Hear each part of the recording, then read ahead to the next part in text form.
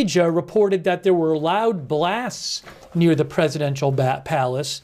I did find a local report. I found a local report from, hold on a second, let me pull this up here. I found a local report from TVV Noticias. TVV Noticias, which is it's in Miami. It's a popular Spanish language news outlet. And they said that residents of a certain area in Caracas reported a presumed armed response against drones that would have entered the area, according to messages disseminated in communal council groups. According to the testimonies, the residents would have been ordered to shelter in their homes while the situation was taking place. In the circulating messages, it is stated, "We responded to the drones." Now, I don't know if that's true or not. So it's confusing. And then I haven't seen this myself, but Faytuck saw something from AFP, which I have not seen. Hold on. So let me see if I can find this myself.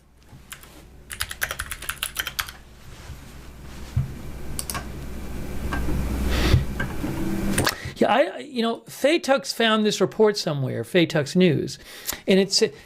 I haven't seen it myself. He said a source close to Venezuela's presidency tells AFP that shots have been fired near the presidential palace in Caracas, but that, quote, the situation is under control. So I don't know what's going on here.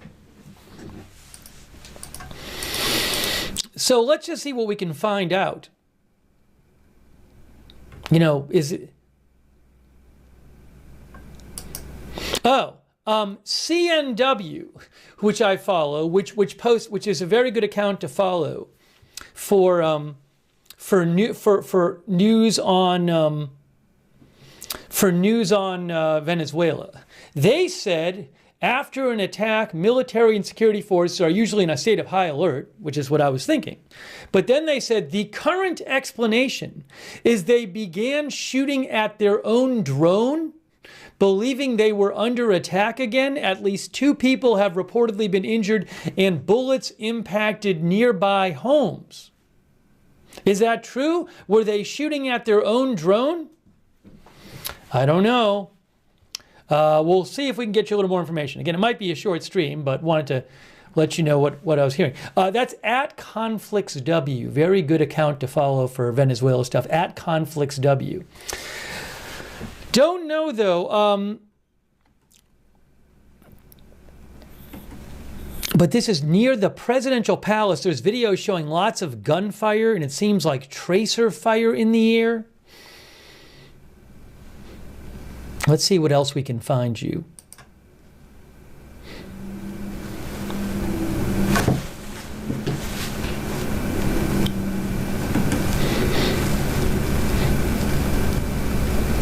Now, I'm seeing a report from this account called Alberto News.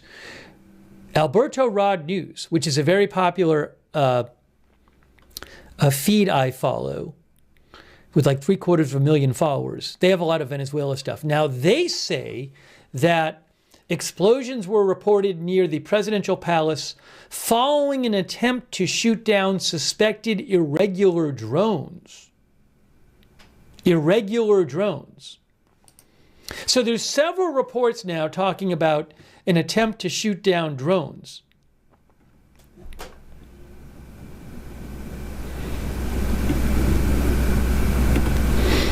There's a video of armed men in the streets going around. I'll throw that one in the chat for you from Alert News 24. They also had a video of armed vehicles, or of army vehicles patrolling the streets.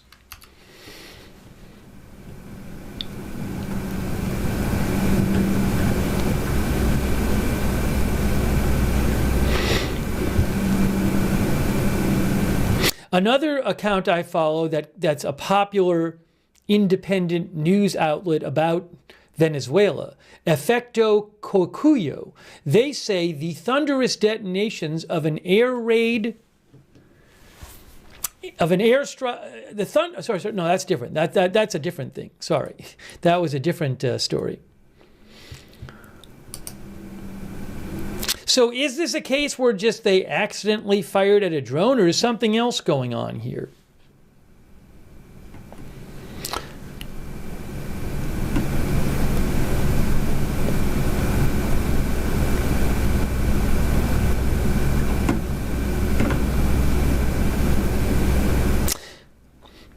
Now, it's interesting. There's this account I follow called Alert News 24, which they post a lot of Venezuela stuff. They have 2.5 million followers. Now, they just posted, it's a Spanish language account. They just posted a minute ago, orders have been made to activate military air defense in Caracas. Now, they just pointed that out, posted that a minute ago. But, I mean, it seems like they wouldn't be that behind the news that they're posting about something a half an hour ago. But I honestly don't know. So, the question is it something or nothing? Is it some sort of false alarm, or is something else going on? And I'm not entirely sure right now.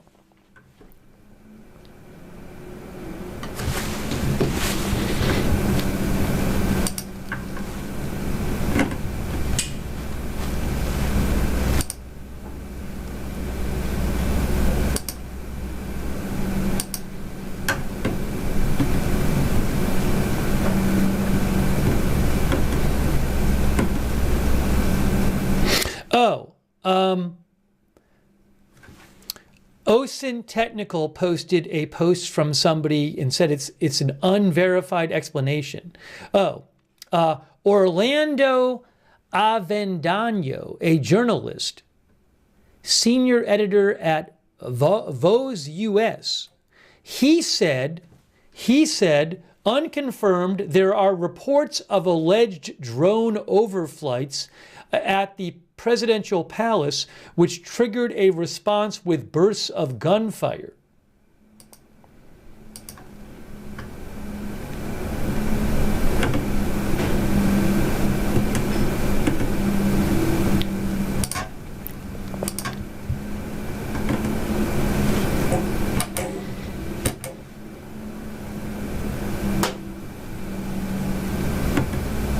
So it's not clear. There's a bunch of reports going around saying that there might have been people firing at drones.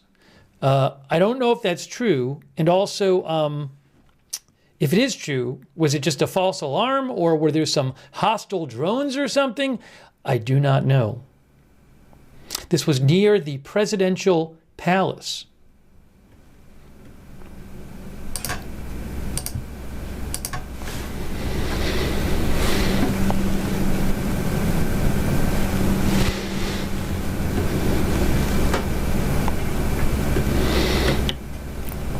Still trying to get some clarification.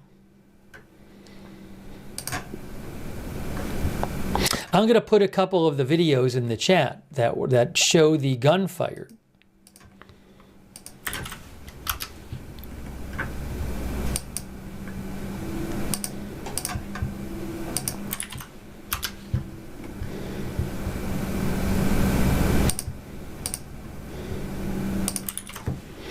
Yeah, so it's one of these cases, I mean, it could turn out to just be like some false alarm and people, people on edge firing at something that maybe they shouldn't have fired at. But, in the moment, you don't know what it is. So my thought was, I want to come on and be on the air and see what it is, because I don't know what it is. But, it may turn out to be just, a false alarm of some sort, or somebody firing at something, mistaking something for a threat. But maybe not. We don't know. So.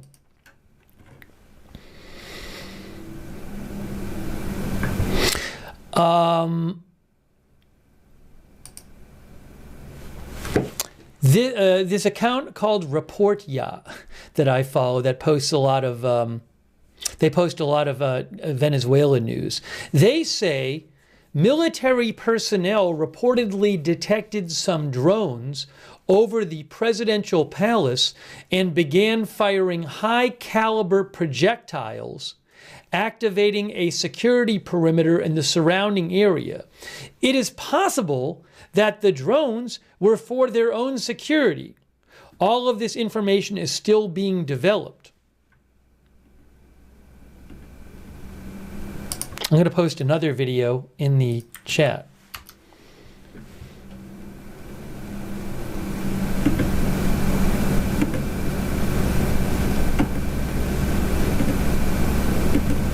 Oh, this is a video of people running for cover that I just saw. I'm going to post that in the chat as well. See, can I hear this? Hold on.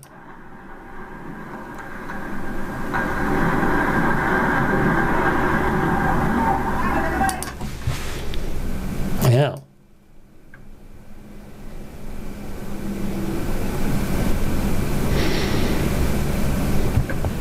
Purported video of people running for cover during the gunfire.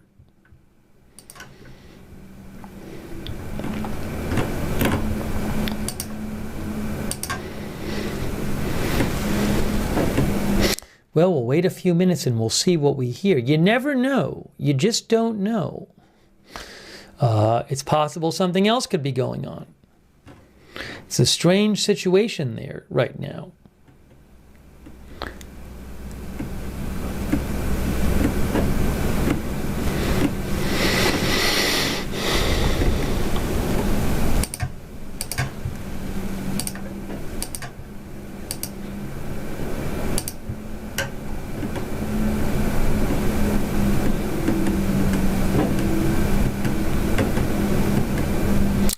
I got the report from AFP.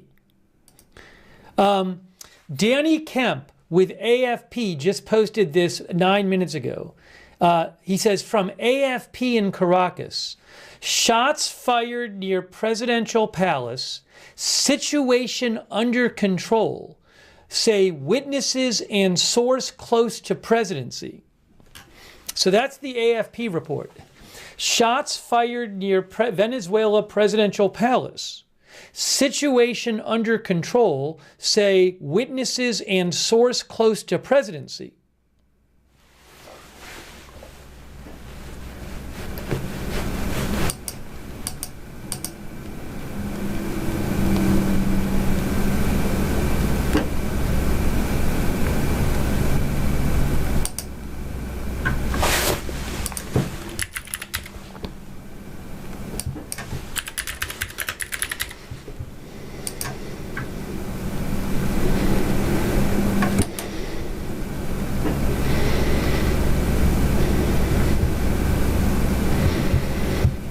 Hang on a moment here.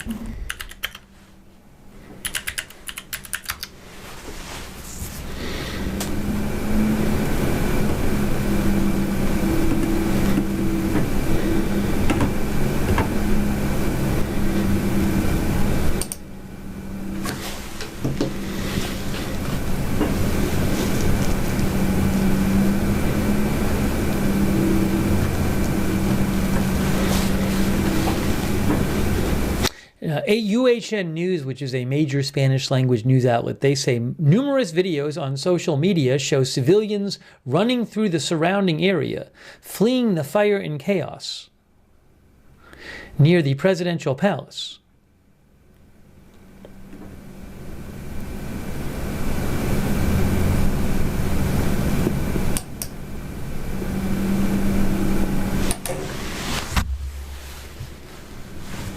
Oh, give me 1 second. I'm going to check something here.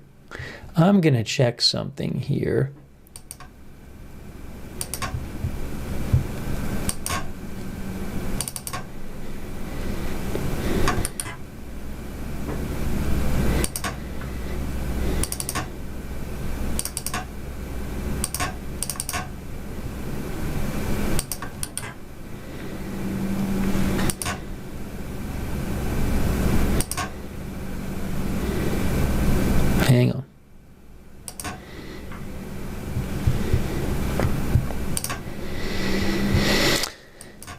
Now, Faytux News said, I don't know where this report is coming from. I haven't seen the AFP report myself. Faytux News said that AFP was reporting that unidentified drones flew over the palace, the presidential palace in central Caracas, and security forces opened fire in response around 8 p.m. Well, is 8 p.m. right?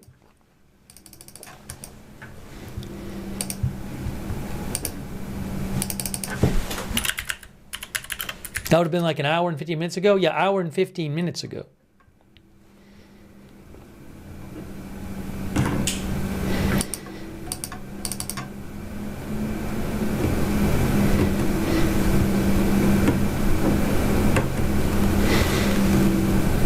Oh, this is interesting. A member of the Presidential Guard was seen clearing empty streets near the palace with members of the security forces.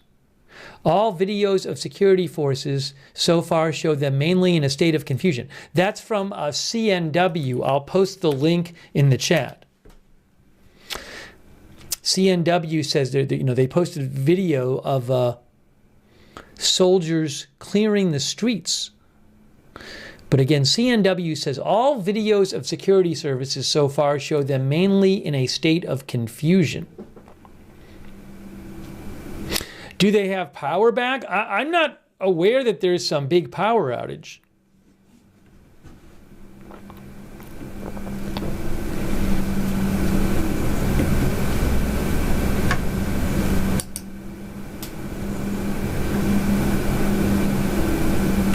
We'll give it a couple minutes here. But again, there's some reports that say, a number of reports that claim that there was fire at drones.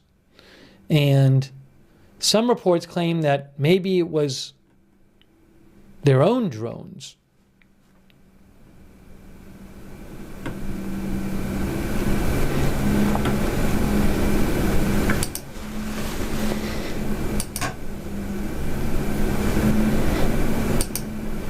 Oh, here it is.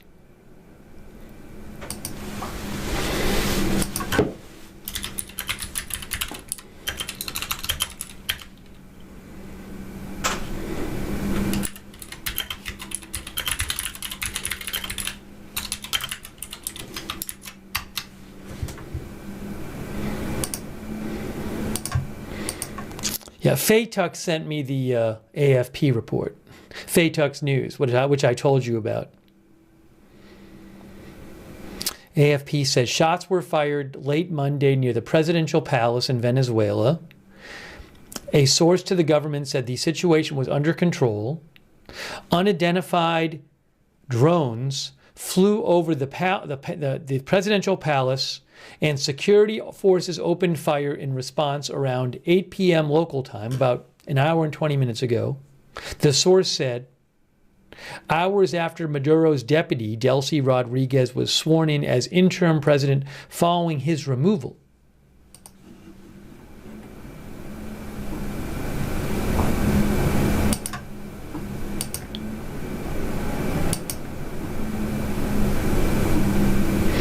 Common Sense Party said, who did the drones belong to? If there were drones, it's not entirely clear. But again, it looks like right now, I'm not hearing any reports the last few minutes of more gunfire or explosions heard.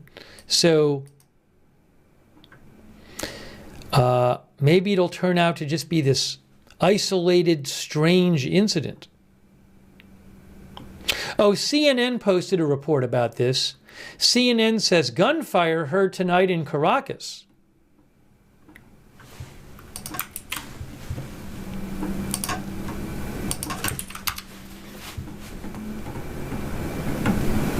They said that gunfire was heard near the presidential palace. CNN said videos appear to be lights from drones and anti-aircraft fired.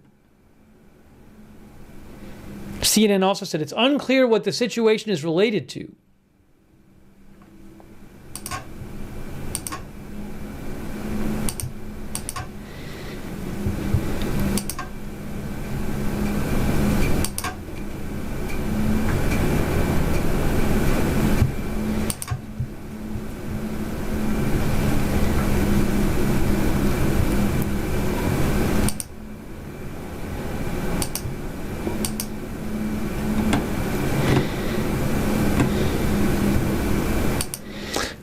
the moment, not hearing much more about this. Strange goings on.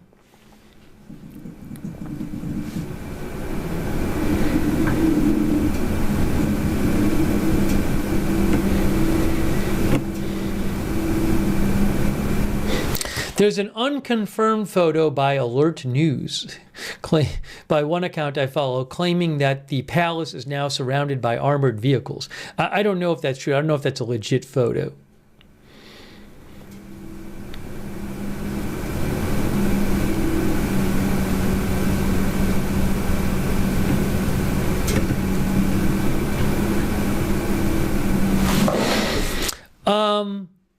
Report Ya, which is a popular Spanish language account I follow that posts a lot about Venezuela.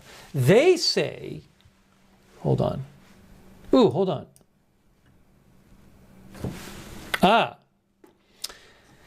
They quoted this person, Sergio Novelli, who is apparently he's a Venezuelan journalist living in Miami. And Sergio Novelli says that audio messages circulating on WhatsApp indicate the incident near the palace was caused by a misunderstanding. Apparently, drones were launched, which activated air defense immediately. However, reports now indicate that the situation is under control.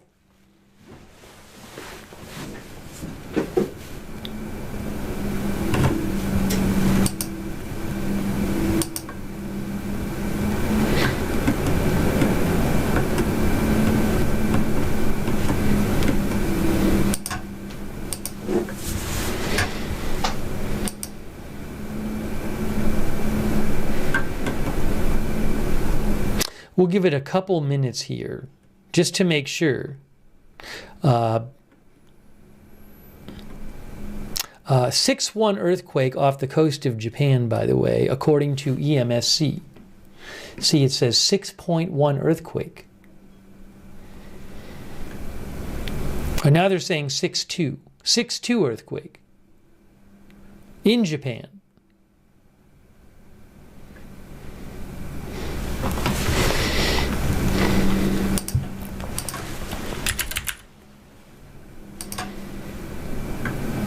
USGS doesn't have it yet, but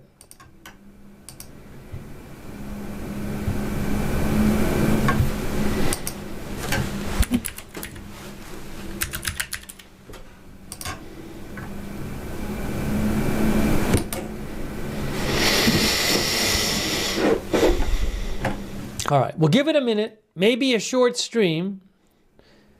Maybe a short stream. I don't know that we'll ever exactly find out what happened, to be honest.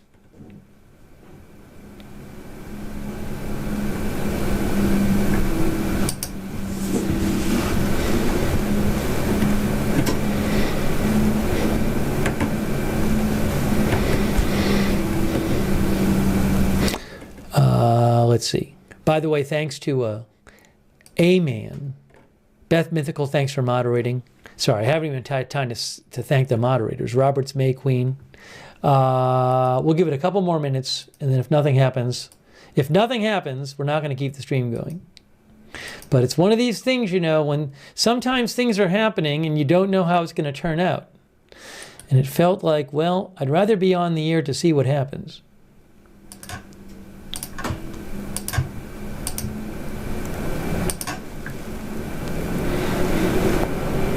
Thanks to Big Ball of Yarn, Cerrero, I Got That Fire, Mark H. NC, Matthew Kohai 3, Surly Dev on Twitch, and also Kay Lowry Body, Margaret Riley on Facebook, Linda Belk, Larry, and Misha on X. Oh, Bonnie Goodwin. Thanks, Bonnie Goodwin, for your support. See if we see anything else. I don't know if we'll get a definitive answer.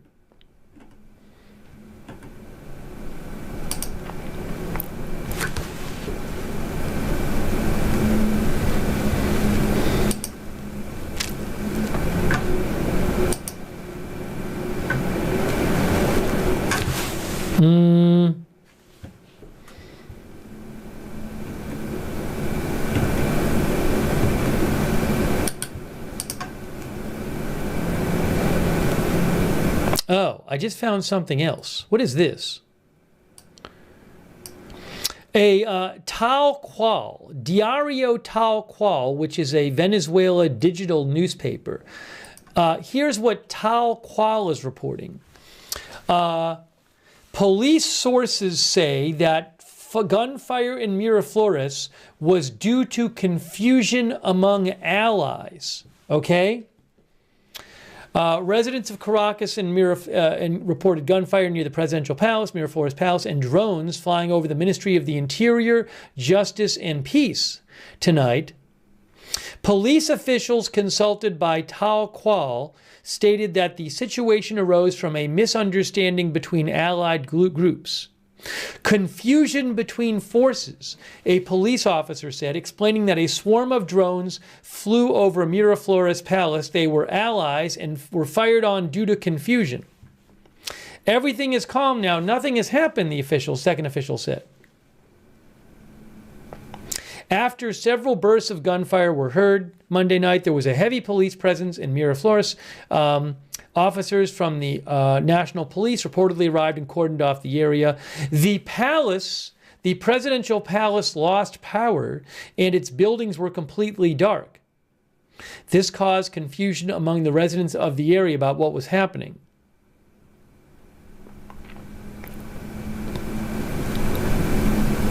Also, it was reported military personnel from the Honor Guard fired shots toward Puente Llaguno near Miraflores. Anyways, so Tal Cual, digital newspaper in Venezuela that reports on Venezuela, said that police sources told them the shooting was due to confusion between allies.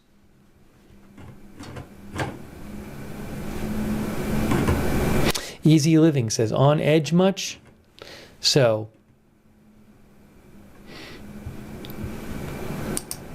that seems to be the tone of what we're hearing.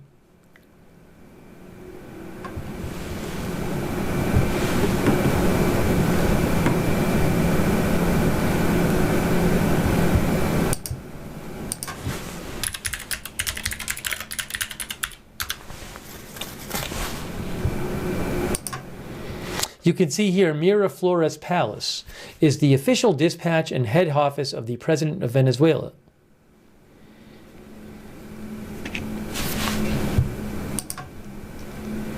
Oops. That's from Government of Venezuela. That's what it looks like. All right, guys. It looks like nothing big right now. Nothing big right now, it looks like. So, I think we might start wrapping this up. I know it's going to be a short stream, but, you know,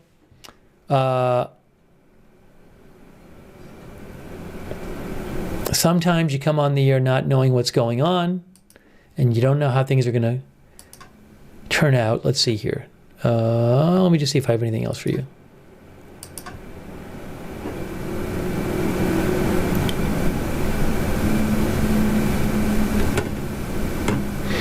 But that seems to be what I'm hearing a lot of online, is that forces fired on drones that they should have known about, but they didn't know about, and they thought they were enemy drones. So there. All right, guys. Sorry for the short stream, but with this situation, I'd rather be on the air when something is happening than not be on the air. But at the same time, not a lot is going on right this second. Yeah, basically like a false alarm. All right, so I really appreciate you joining. I'm not going to do a big wrap up here because we weren't on that mic. Yeah, guys, there was an earthquake reported in Japan. It's not like an 8 earthquake. I normally wouldn't do a stream for like a low 6s earthquake in Japan. I'm not saying it's not important, but it's just not the kind of thing I would normally do a stream on. So I'm aware of it. We talked about it. USGS has it as a 5.8. The USGS says 5.8 earthquake in Japan. There you go. They have it as a 5.8.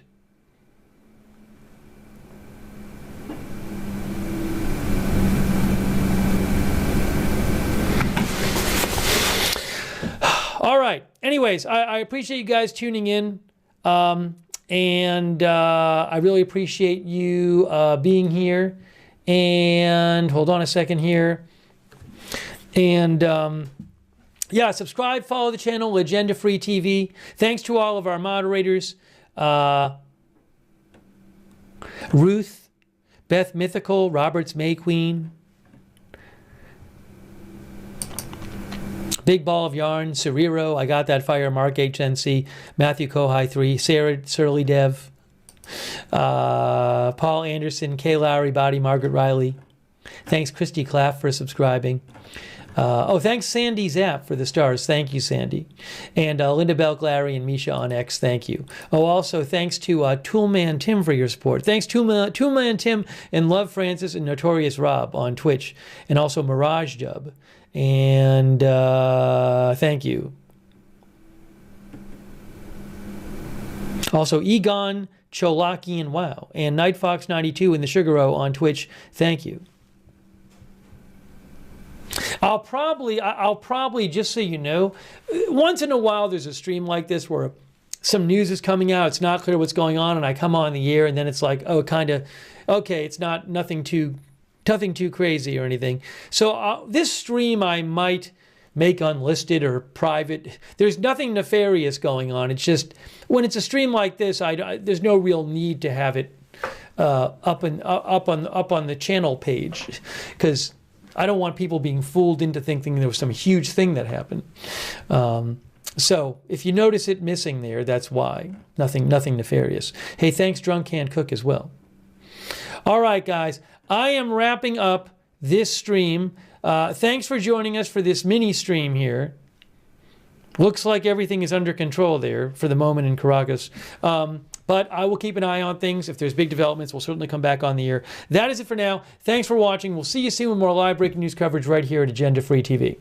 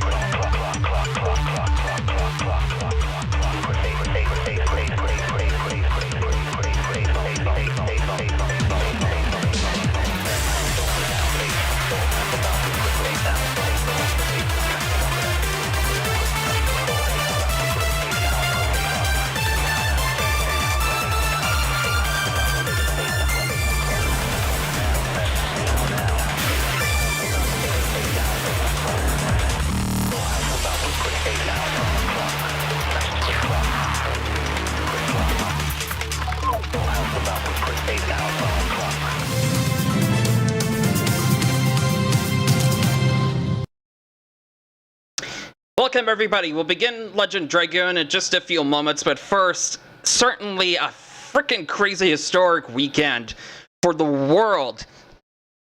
First off, Venezuela under attack by the United States and capturing the Venezuelan president Maduro and taking him to New York City to be tried for various crimes of drugs. There's certainly a lot of stuff that's happened over the last 64 hours or 72 hours or so. It's just extraordinary, and it really puts us in a precarious place around the world of what's going to be happening next year. It's going to be quite significant. Welcome, Jerky, to the stream. How are you doing?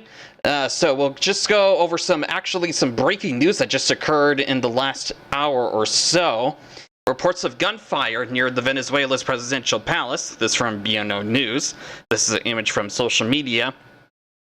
An update on this breaking news. Witnesses told local media that drones may have been sighted near the presidential palace, after which security forces opened fire.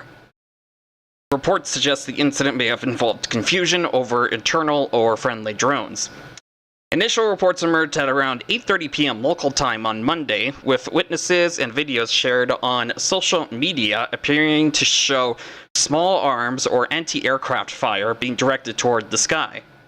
Additional footage circulating online appears to show sustained gunfire in the vicinity of Miraflores Palace, with armed individuals visible near the area. The incident comes as Venezuela is experiencing a period of instability following a U.S. operation to capture President Nicolas Maduro and his wife at a military bunker near Caracas. Following Maduro's capture, Venezuela's Supreme Court appointed Vice President Delcy Rodriguez as president. Rodriguez has since issued statements condemning the U.S. operation, while also signaling openness to dialogue and cooperation. It remains unclear what is driving the reported gunfire. And once again, it's reported to have been a misunderstanding of drones that actually appear to Venezuela's security forces.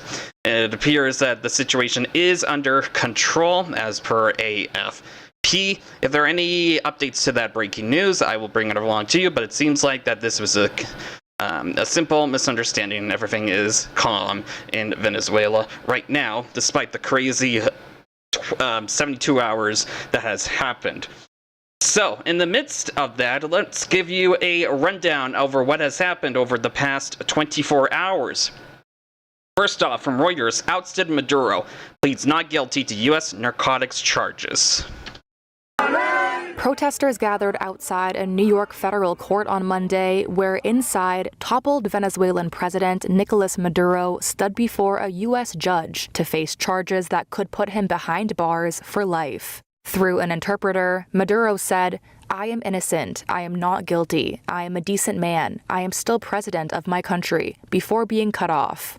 Maduro faces 4 U.S. federal criminal counts that include narco-terrorism conspiracy, cocaine importation conspiracy, and possession of machine guns and destructive devices. His next court date is set for March 17th. His wife, Celia Flores, faces the same charges, except for narco-terrorism. She also pleaded not guilty. Prosecutors allege that as president, Maduro directed cocaine trafficking routes, used the military to protect shipments, sheltered violent trafficking groups, and used presidential facilities to move drugs.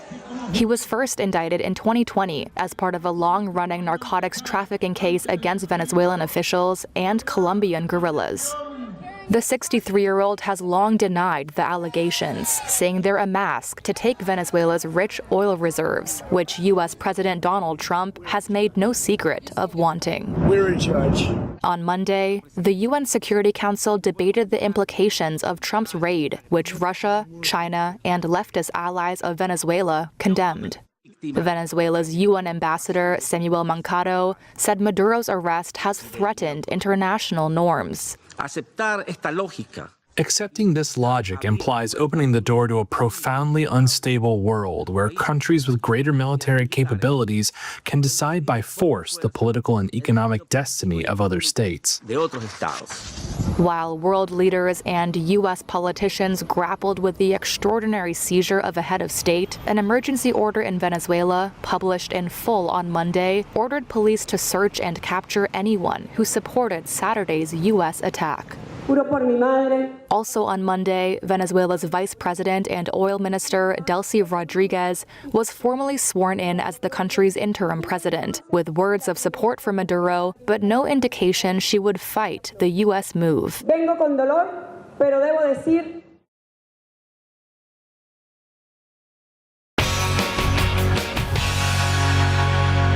Venezuela, not to be confused with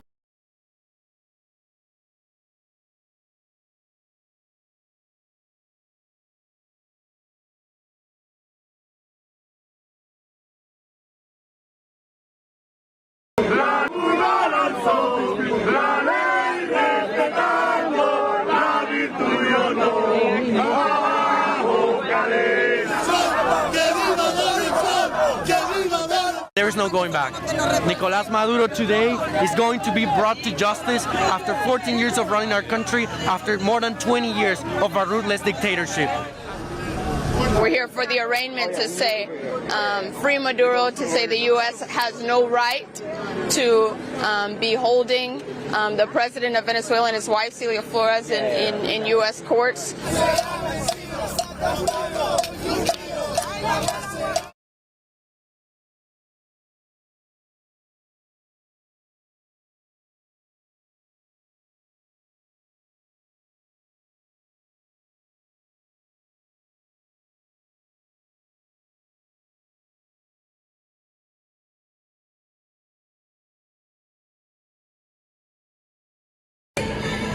Venezuela's state-run oil company, PDVSA, has begun cutting crude production. The company is running out of storage capacity due to an ongoing U.S. oil blockade. Sorry, let me just restart there. Apologies for me dropping out there for a minute. I had to get some water, and the water was empty, and I had to get a water jug over there.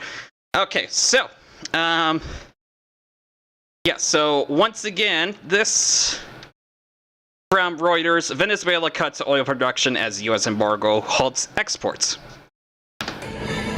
Venezuela's state-run oil company, PDVSA, has begun cutting crude production.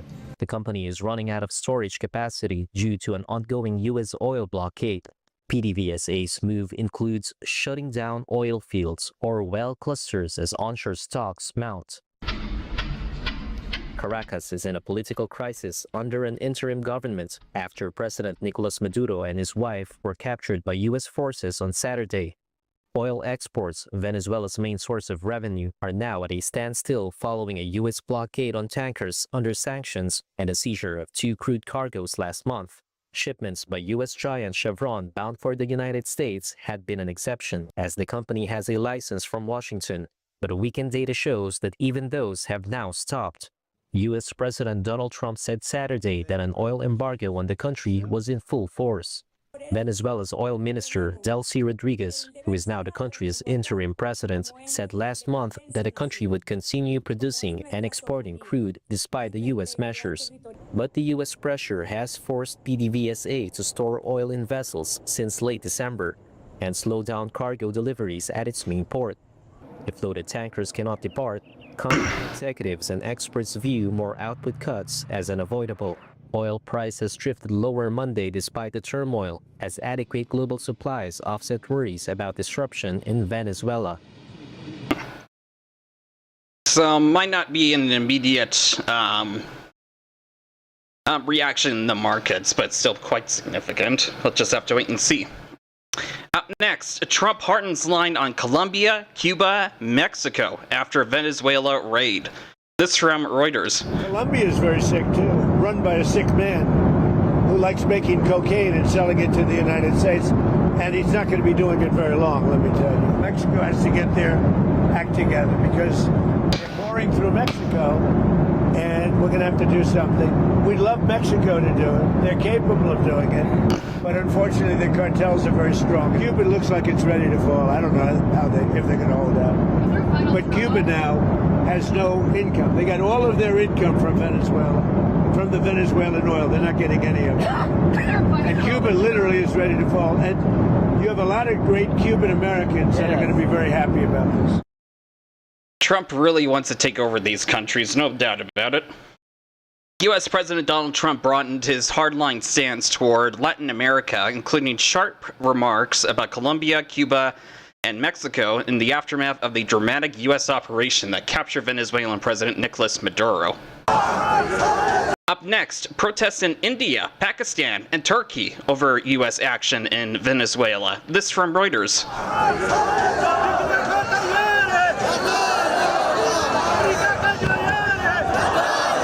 It is against the UN Charter. It is an attack against the humanity. And America has no right to interfere in a sovereign country.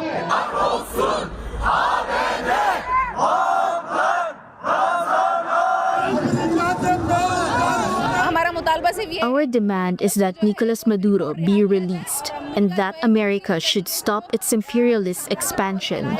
You can see that from Palestine to the whole world, it has unleashed a war. And this war should end. And we reject any occupation of any country by another country under any circumstances.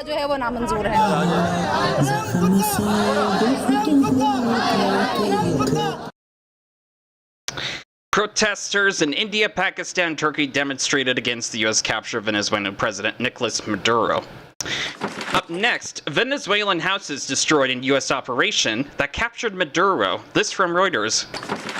Jonathan Maliora is inspecting what is left of his home in the town of Catia La Mar, north of Venezuela's capital, Caracas. Parts of his house were reduced to rubble after the U.S. military operation to capture President Nicolas Maduro was carried out early Saturday. Maliora was able to flee unharmed along with his children as the U.S. struck a nearby naval academy. I don't agree with this.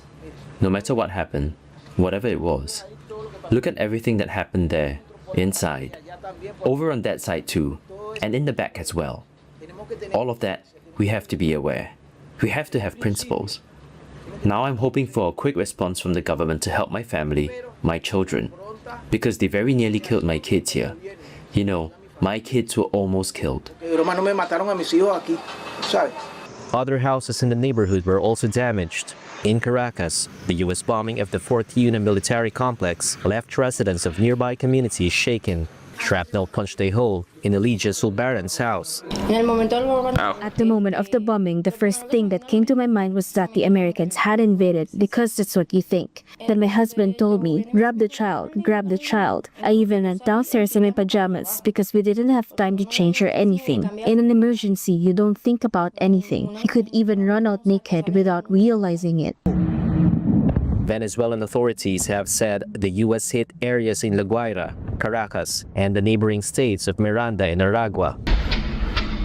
They say soldiers, civilians, and many of Maduro's security team were killed, but officials have not offered specific figures on the dead and injured. Maduro was taken to a New York detention center ahead of a Monday court appearance on drug charges. He was indicted in 2020 on U.S. charges, including narco-terrorism conspiracy, but has always denied any criminal involvement. Up next, expectations for change at Colombian border after Maduro's ouster. This from Reuters.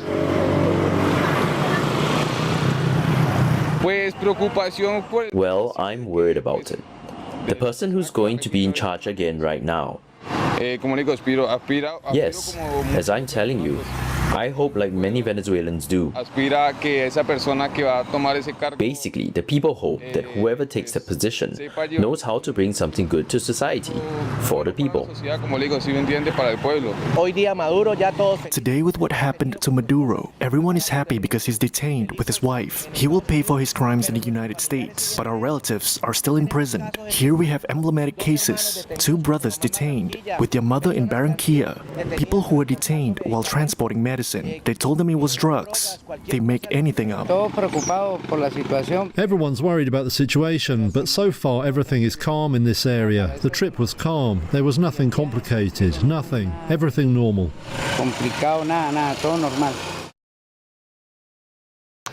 Extraordinary times. Venezuelans and Colombians at the border between the 2 countries expressed hopes for change after Nicolas Maduro's capture by the U.S. sparked deep uncertainty. To me, the U.S. should have never have done this in the first place. Granted, Nicolas Maduro was a very bad leader and dictator that did harm Venezuela's development, but it is not it should not be the business of the United States to get involved. The primary reason why they did this was just to try to get more influence so they can get more oil for their country. It's something that should not have happened. Like, other countries should not be interfering in the business of others. That should only be done domestically through the power of democracy and its people. Up next, Maduro supporters protest in Caracas demanding his release. This from Reuters.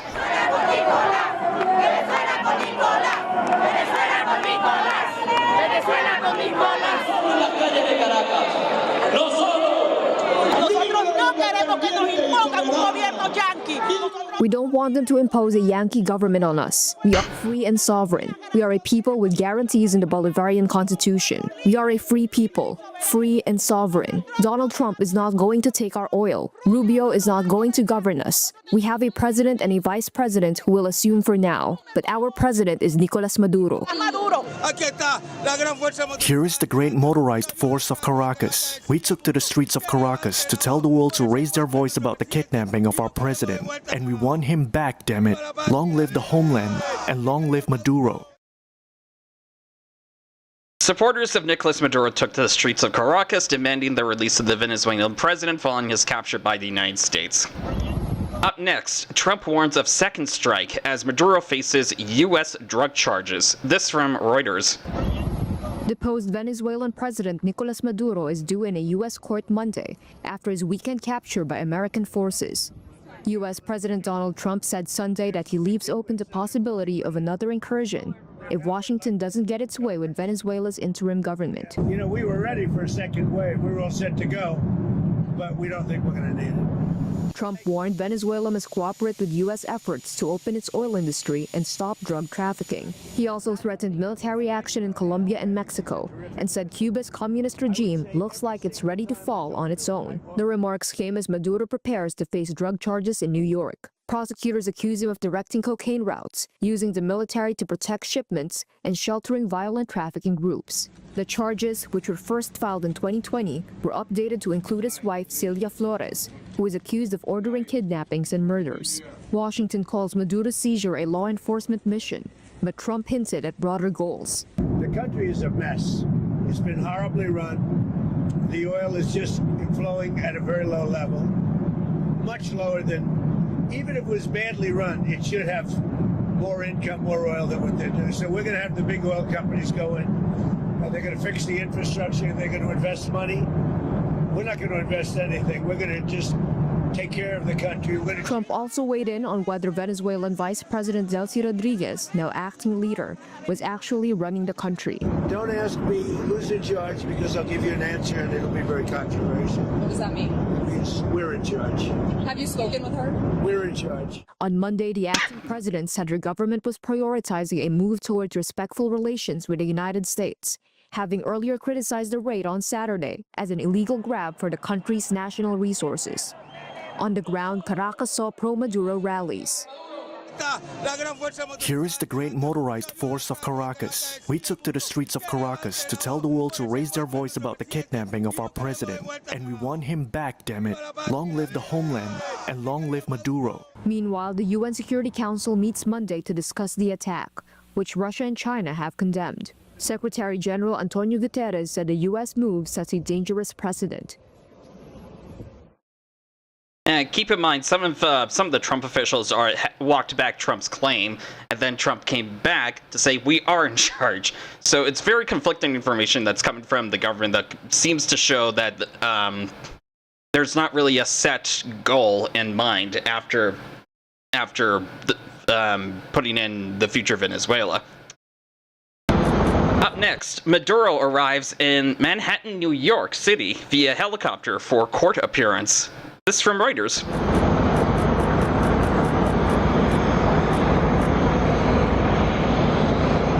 This wasn't even less than 24 hours that this occurred after the U.S. attacked Venezuela.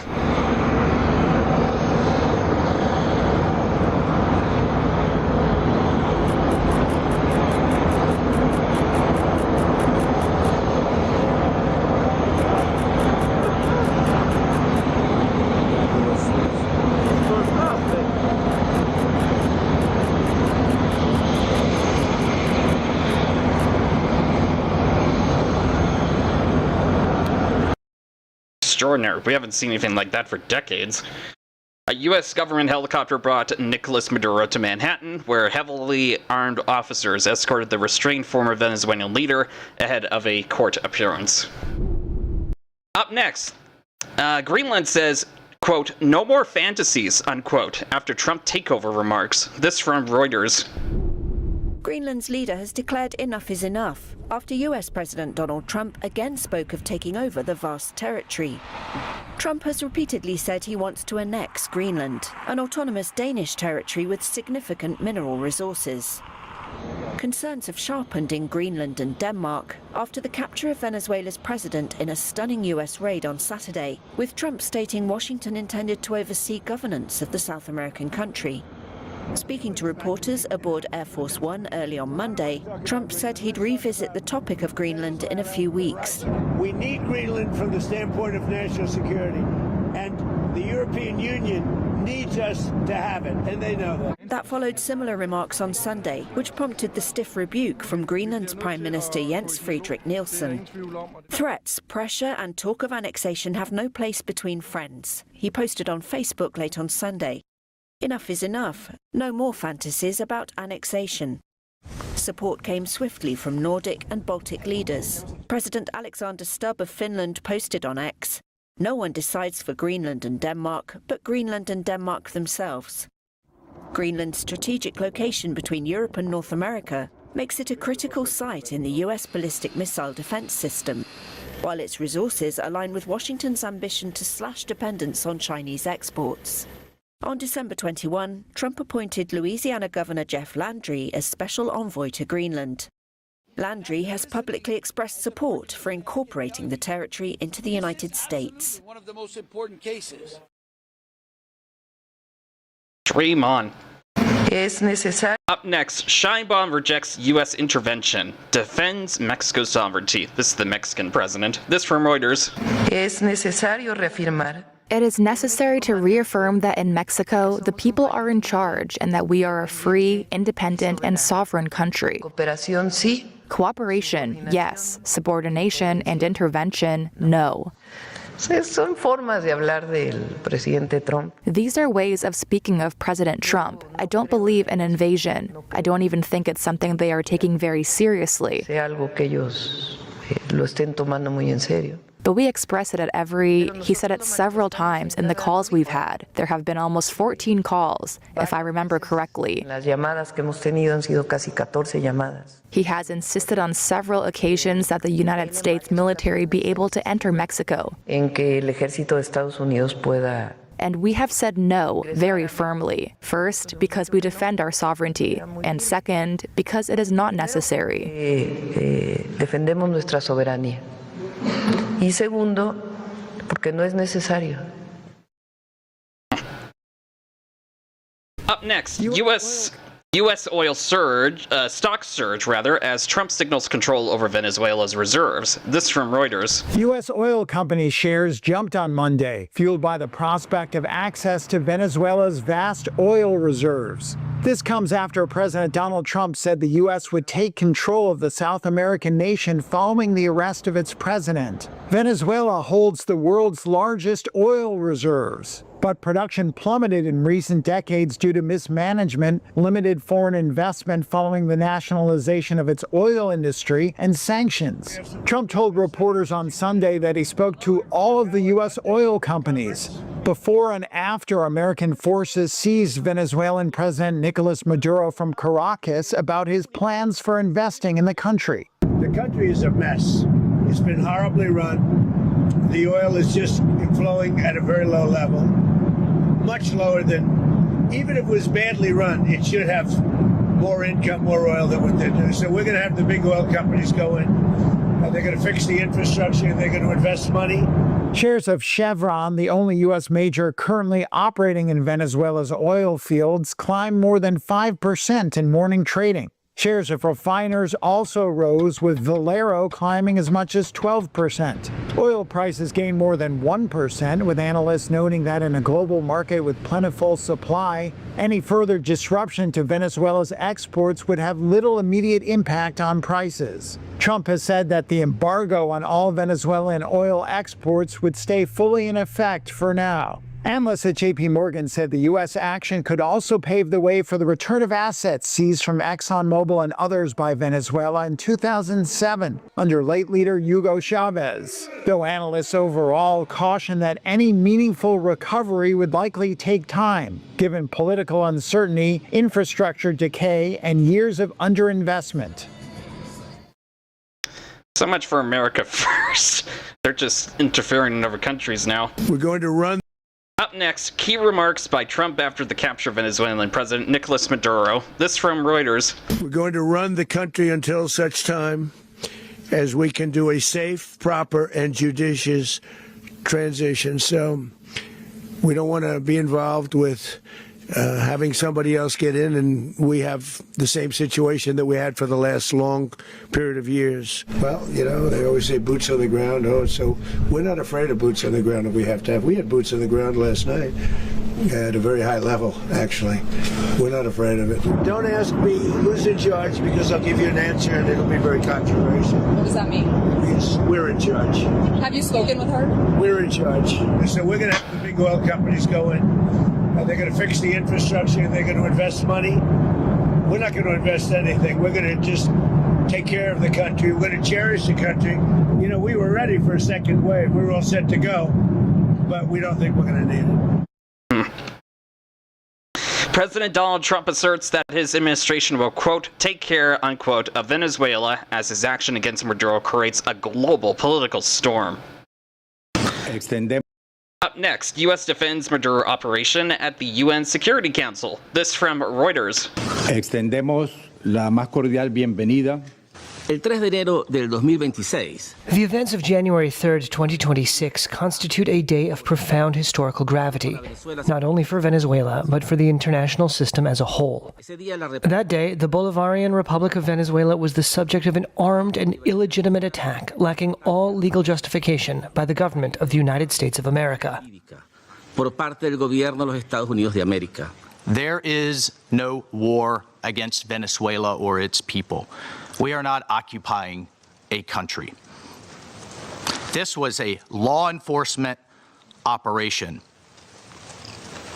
in furtherance of lawful indictments that have existed for decades. The United States arrested a narco-trafficker who is now going to stand trial in the United States in accordance with the rule of law for the crimes he's committed against our people for 15 years. I'd say they're pretty much really involved in some sort of a war here. Oh, excuse me. Extendemos. The U.S. capture of Venezuelan's President Nicolas Maduro sparked emergency UN Security Council talks, with U.S. Ambassador Mike Waltz rejecting aggression claims and defending the operation as a law enforcement action tied to criminal charges. And I'm interjecting here, that also involved invading and attacking the country of its leader, of who they were trying to get. Firstly, up next, Denmark's Prime Minister says Trump wanting Greenland could be serious. This from Reuters. Firstly, I believe that the American president should be taken seriously when he says that he wants Greenland. But I also want to make it clear that if the United States chooses to attack another NATO country militarily, then everything stops. That is including our NATO and thus the security that has been provided since the end of the Second World War. I believe in democracy and I believe in the international rules. Of course, I also believe that you do not change borders by force either one way or another. It is not only the position of Denmark and the Danish kingdom, fortunately, of Europe too. So I hope that the people will also take note of the once again significant European support that we are receiving. Denmark's Prime Minister Mette Frederiksen said Trump's desire to acquire Greenland must be taken seriously, while raising concerns about NATO security and European stability. The administration owes... Up Up next, Schumer demands clarity on Trump's plan to, quote, run Venezuela, unquote. This from Reuters. The administration owes Congress and the American people some pretty basic answers to many important questions. Most importantly, what the hell does Donald Trump mean when he says the United States now intends to run Venezuela? Does this mean we're now in the business of nation-building Venezuela? Are we going to put troops on the ground? How many? Where? And how much will it cost? How long will this go on?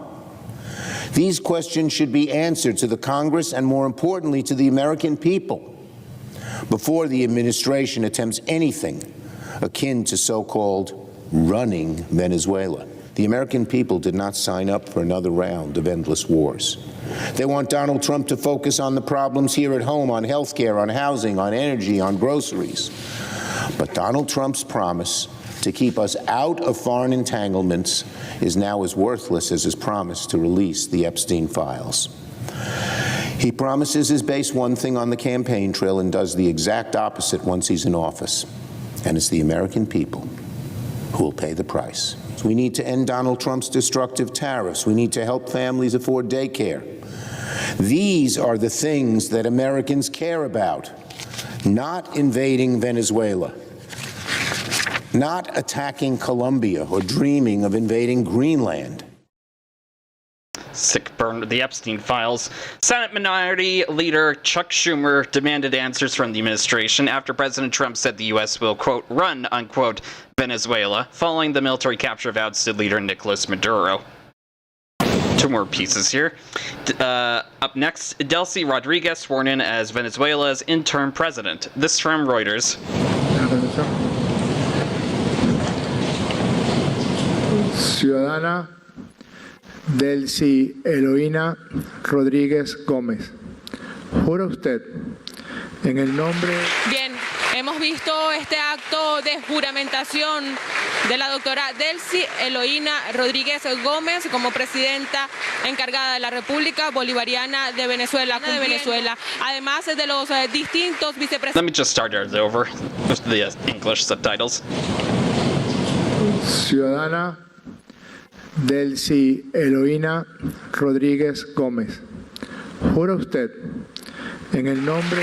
Bien, hemos visto este acto de juramentación de la doctora Delcy Eloína Rodríguez Gómez como presidenta encargada de la República Bolivariana de Venezuela, además de los distintos vicepresidentes sectoriales de nuestro país, donde Delcy Eloína Rodríguez Gómez asume como presidenta de la República Bolivariana de Venezuela. Atención, presente. Venezuelan's vice president and oil minister Delcy Rodriguez was formally sworn in as the country's interim president as U.S. deposed President Nicolas Maduro appeared in a New York court on drug charges. This is the last one in on this. This is more recent. Ousted Maduro pleads not guilty to U.S. narcotics charges. This from Reuters.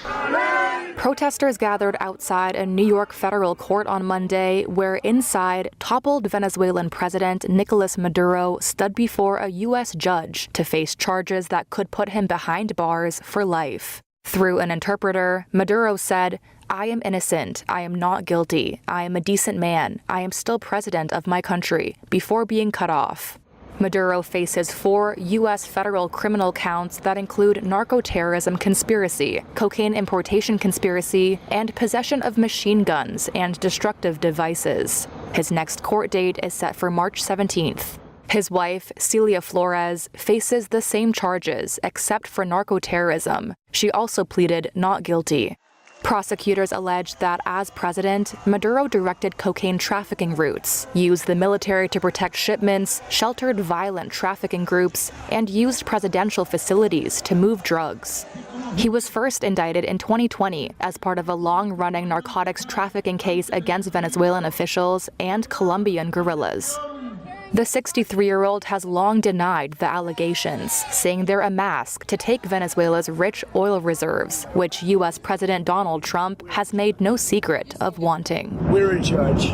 On Monday, the UN Security Council debated the implications of Trump's raid, which Russia, China, and leftist allies of Venezuela condemned.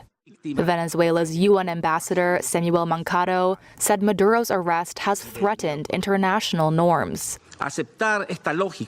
Accepting this logic implies opening the door to a profoundly unstable world where countries with greater military capabilities can decide by force the political and economic destiny of other states.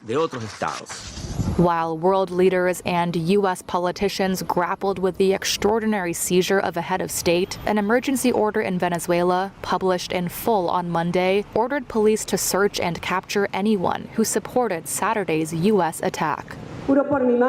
Also on Monday, Venezuela's vice president and oil minister, Delcy Rodriguez, was formally sworn in as the country's interim president, with words of support for Maduro, but no indication she would fight the U.S. move. And that's the last piece of this coverage. This was such an historic moment for the world, the United States, and Venezuela. And yeah, who knows what's going to be coming up next. The U.S. threatens a lot of things. It's another thing when they actually act on it. And this is something that happened, and it was just really stunning to watch. Who knows what they'll do next to other countries like Mexico, Colombia, Greenland, maybe even Canada, because Trump wanted to annex, which is where I live. We'll just have to see in the future. There'll be more coverage on this as the days go by on this. Just stay tuned to the news, and I'll continue to cover it on my end, and we'll have to see what happens. All right. And sorry this took so long to go through, but I feel it's a very important thing for us to all understand where we're at in this historic international situation. Up next, let's get to our usual news headlines, starting off with AP News Minute. This is AP News Minute. Deposed Venezuelan leader Nicolas Maduro declared himself innocent as he pleaded not guilty to federal drug trafficking charges in a U.S. courtroom on Monday. Maduro was making his first appearance in an American courtroom on narco-terrorism charges. Defense Secretary Pete Hegseth touted the strength of the U.S. military during the Venezuela intervention while swearing in new recruits in Virginia. Hegseth's comments came before he administered the oath of enlistment to new recruits. Chinese President Xi Jinping greeted South Korean President Lee Jae-myung on Monday afternoon in Beijing. Accompanied by his wife, Lee is on a 4-day visit to China, his first since he took office last June. And the French capital was hit by heavy snow on Monday as temperatures dropped below 0 degrees Celsius. Paris turned white as tourists snapped photos by the Arc de Triomphe. Up next, in depth, bluefin tuna fetches record $3.2 million in Tokyo auction. This from Reuters. A Japanese sushi restaurant bid $3.24 million for a bluefish tuna weighing over 500 pounds. I hope the economy will get better this year. The Takaichi administration pledged to work. So Sushi Zanmai will work. I hope this bid will cheer everyone up. 500 million yen bid? It will make our cash flow very tight. We've got to keep going. We have to keep working.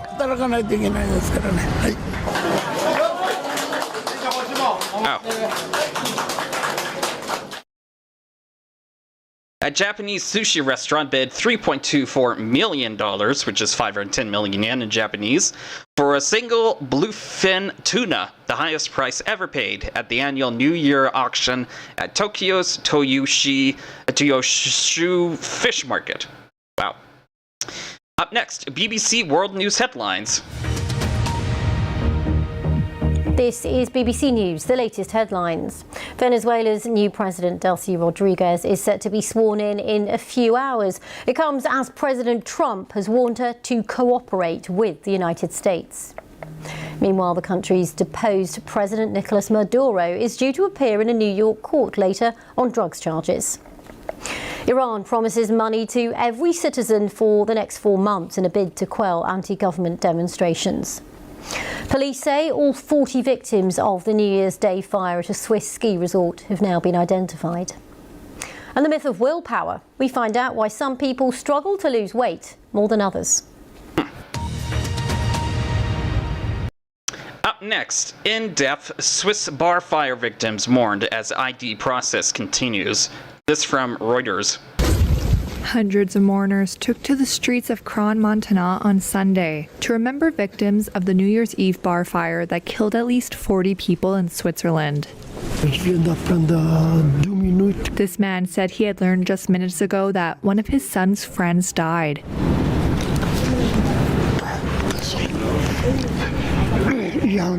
Adding that another one is undergoing hospital treatment for burns. Police said teenagers as young as 14 and 15 years old were among the victims, while hundreds were injured, including many with severe burns, in what has become one of the worst disasters in recent Swiss history. The Swiss government said on Sunday that dozens of patients have been transferred to specialized clinics in Belgium, France, Germany, and Italy. Many of the victims remain unidentified. 89-year-old Pierre Prolong fears his granddaughter Emily and her friends may be among the dead.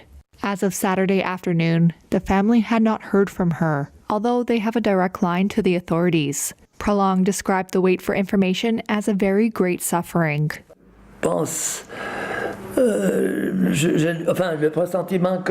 I think, or rather, I have the feeling that probably she has entered into a new life, he said. The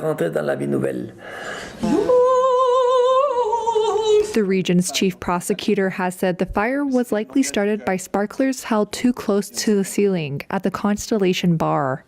Prosecutors said the two people who ran the bar are under criminal investigation on suspicion of offenses including homicide by negligence. Switzerland will hold a national day of mourning on Friday. Yeah, when I 462 fans packed. Yeah, when I took a look at the video that came out of that incident, people were holding sparklers, and it was starting to get up to the ceiling, and eventually the ceiling just caught fire. There was a lot of teenagers who were completely oblivious to the danger. They were pretty much cheering, holding up their phones, videoing the whole thing. They had no idea that that fire would pretty much asphyxiate them, and so they all went out at once, and chaos ensued.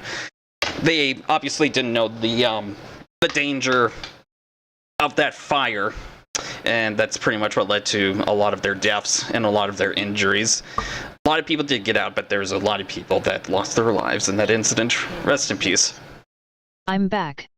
Welcome back, Jerky. We're just going through our news headlines. Up next, in-depth, Chinese, South Korean companies sign 9 cooperation agreements. This from Reuters. South Korean companies signed 9 cooperation agreements on Monday.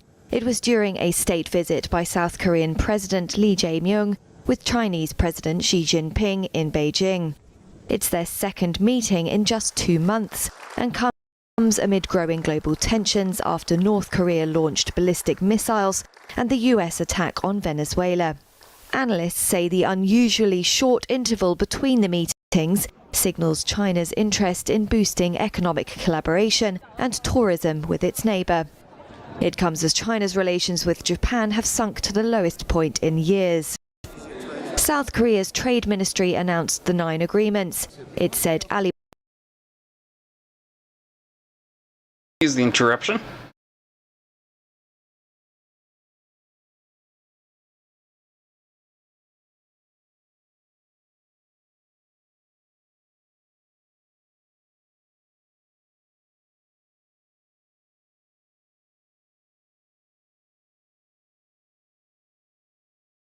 The 9 agreements. It said Alibaba International, Lenovo and South Korean retailer Shinsegae were among the companies that signed deals. Lee arrived for his 4-day state visit on Sunday, along with a delegation of more than 200 South Korean business leaders from companies including Samsung and Hyundai. Lee said South Korea and China need to expand economic cooperation in artificial intelligence and could also collaborate in consumer goods such as household goods, beauty, food products, as well as cultural content like movies, music, games and sports. Lee is aiming to promote peace on the South Korean peninsula, though his visit to Beijing comes as North Korea test-fired hypersonic missiles on Sunday. I apologize for that video interruption. The video was lagging too. I'm not sure what was happening there. Up next, Yemen state forces claim recapture of key port city. This from Reuters. Saudi-backed Yemen state forces enter Mokalla port after claiming its recapture from UAE-backed separatists. The conflict has sparked a Gulf powers feud and fractured the coalition fighting the Iran-backed Houthis.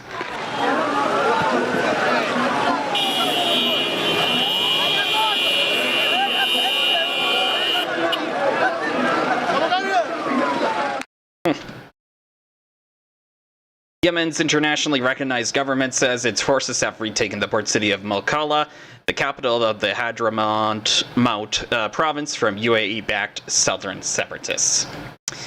Up next, stars dazzle on the Critics' Choice Awards red carpet. This from Reuters.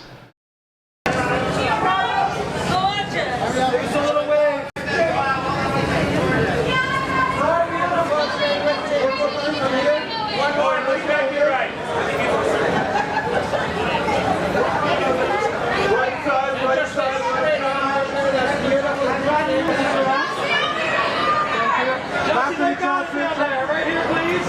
Thank you. That's your right. Gorgeous. A little wave. Michael, right here for me. Me, sir. I'm Jackie right here. Have him on your left. Yes.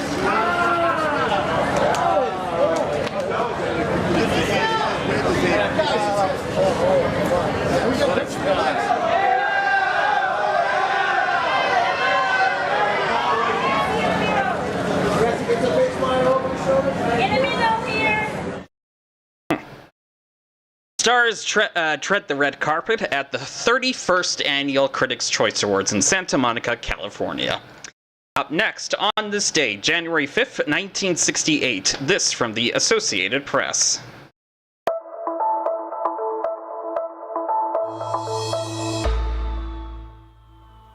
Jimi Hendrix was arrested for drunkenness in Stockholm, Sweden, after wrecking his home at Gothenburg's Hotel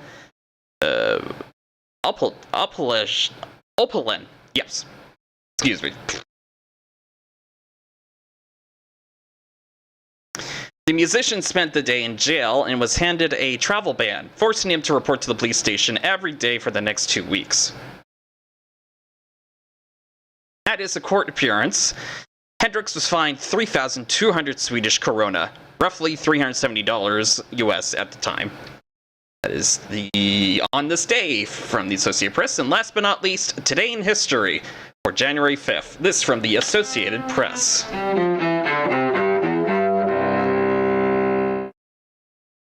January 5th, 2000. The U.S. government decides 6-year-old Elian Gonzalez should be returned to his father in Cuba. That move touches off angry protests by Cuban Americans in Miami, home of Elian's U.S. relatives.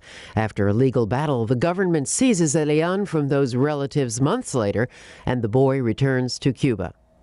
1925, Nellie T. Ross succeeds her late husband as governor of Wyoming, becoming the first female governor in American history.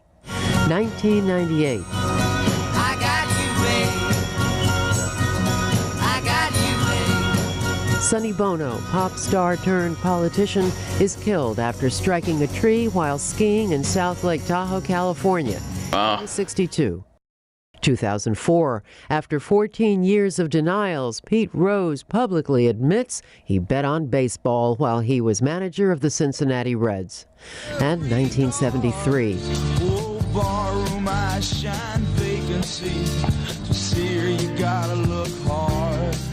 Make way for the boss. Bruce Springsteen releases his debut album, Greetings from Asbury Park, New Jersey. Today in History, January 5th. Sophia Manos, The Associated Press. And that is today's World Headlines. Stay tuned after the break. We will begin the Legend Dragoon. Don't go away. We'll be right back. Stand by for... Uh-oh.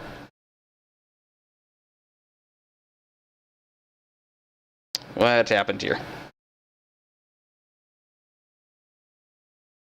Okay, my Stream Deck application just crashed. Stand by, because that's what will send me onto the break. Just a moment here.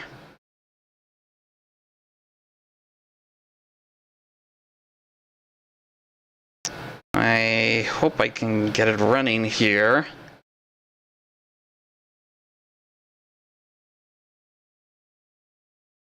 Deck, please.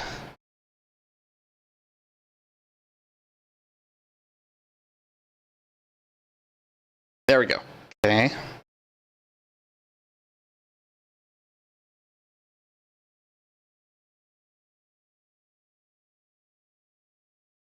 Okay, it does not appear to be working. Okay. I'm gonna send it back manually. Don't go away, we'll be right back.